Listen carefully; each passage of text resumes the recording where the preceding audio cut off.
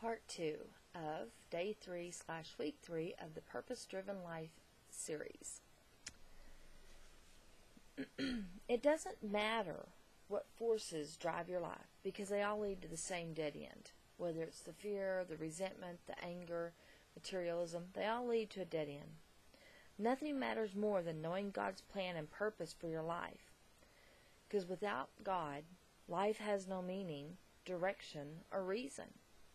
So knowing your purpose and His plan for your life gives you new meaning. So without God, we live purposeless, meaningless, hopeless lives. Hope is as important to us as air and water. If we don't have air and water, we can't survive. Without God, we can't survive. Hope comes from purpose, so knowing our purpose simplifies our life. And purpose sets the standards and the activities of our lives. Without a clear purpose, we have no foundation on which we base our decisions, manage our time, and resources. We make decisions based on circumstances, pressures, and the moods at the moment. People who don't know their purpose tend to do much which causes stress, fatigue, and conflict. We have just enough time to do God's will. If you can't get it all done, then you're doing more than God wants you to do. Knowing your purpose gives you focus, causes you to place your efforts and energy on what's important. And what's important is what God wants you to do, what God put you on this earth for. Without a clear purpose, you'll be constantly changing directions, jobs, relationships, churches, etc.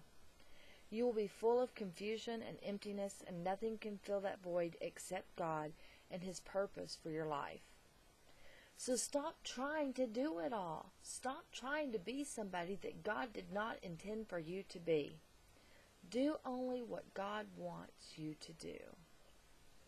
Knowing your purpose motivates your life. Purpose always produces passion. If you have a passion for an activity, then you have a purpose. Knowing your purpose prepares you for eternity. Many people spend their lives doing something they want to be remembered for when they die. But it's not about what the others say about you. It's what God has to say about you that matters. You know, your eulogy could be 5 pages long, full of all these wonderful things that you did. But I can guarantee you, 2 years after you pass away, nobody's going to remember all those wonderful things that you did. So forget about trying to please man and leaving a legacy behind. But focus on what God will say to you when you meet Him in heaven.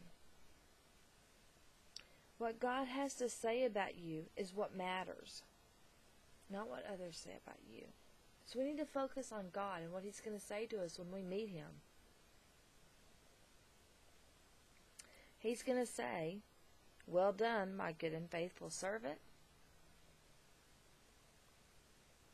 Maybe. If you're doing His purpose, if you're doing His will. But if you're not, is He going to say that to you? Probably not. There's 2 questions that God will ask you. Number 1, what did you do with my Son, Jesus Christ? And number 2, what did you do with what I gave you? You'll be able to answer both those questions by the end of the book and this study. So think about that as we continue on in this study.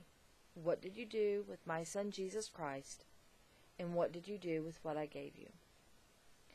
I'll leave you with a point to ponder. Living on purpose is the path to peace.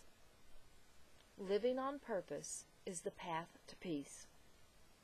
Your verse for the week is Isaiah 26:3. And your question, what would my family and friends say is the driving force of my life? And what do I want that driving force to be? Have a blessed week. See you next week for day 4.